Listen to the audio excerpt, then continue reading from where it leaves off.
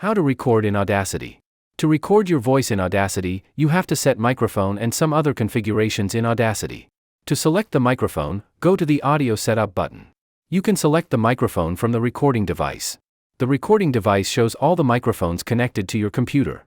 If you do not see your microphone on the list, click on Reskin Audio Devices, or quit Audacity and open again.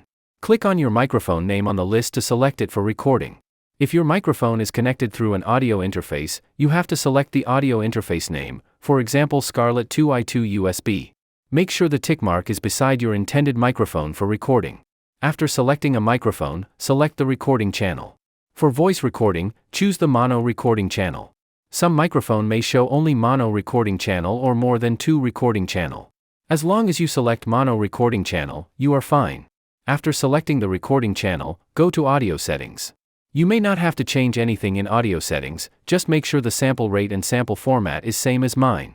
You will get the best recording with 44.1 kHz sample rate, and with 32-bit float sample format. These are the default settings.